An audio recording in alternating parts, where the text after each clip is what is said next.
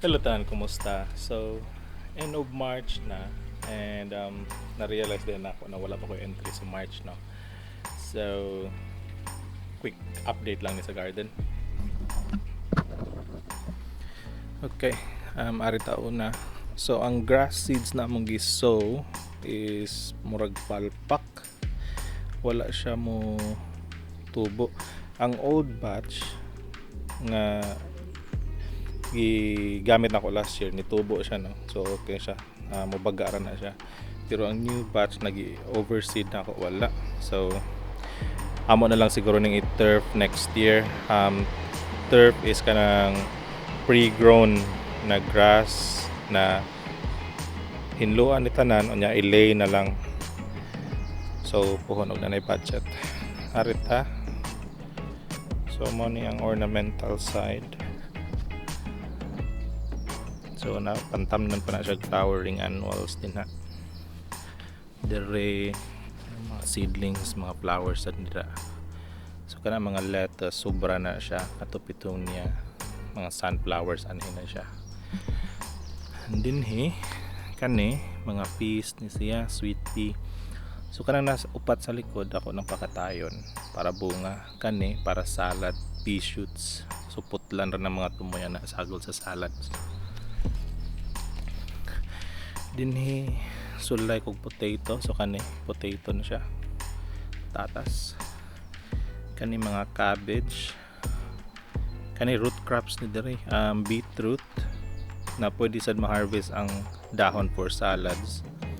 Kana carrots kato parsnips para roast, na in between nagbutang lang kog mga onions, spring onions and onions. Ato na nasturtium and French lavender dire.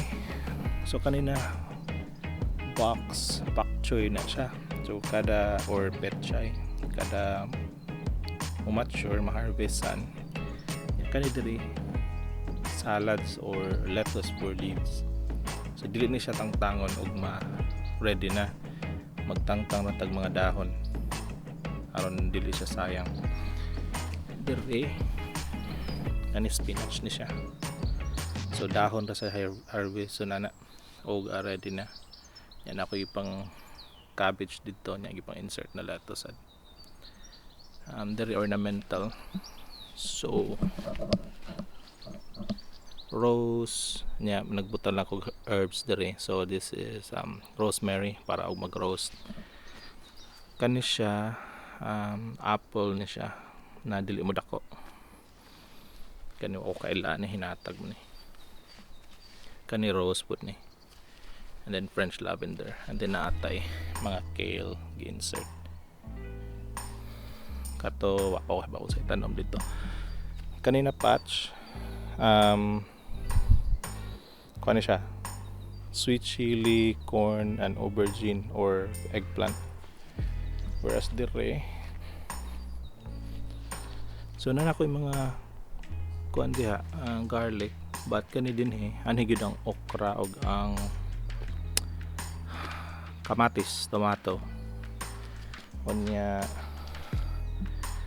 kani nagpalit na pintal, so pintala ni nato, no. Kaning trellis didto ni siya parehari sa pikas, didto ni ug mahuman na pintalan. Kani tarungon pa ni nako din.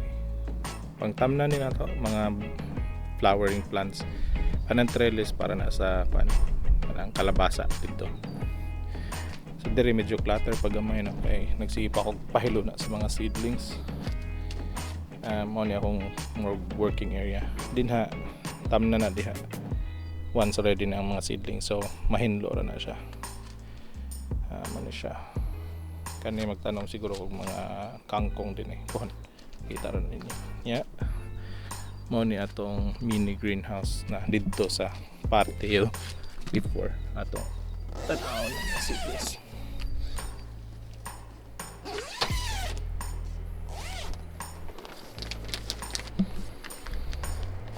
Okay, so muna itong mga seedlings, mga mais, kani courgette, na ay kalabasa din na ay eggplant or aubergine, kani marigold ni siya flowering, mga sili flowering, ornamental,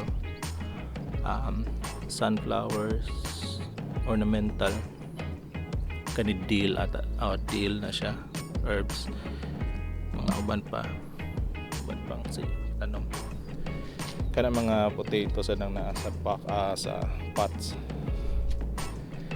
Okay.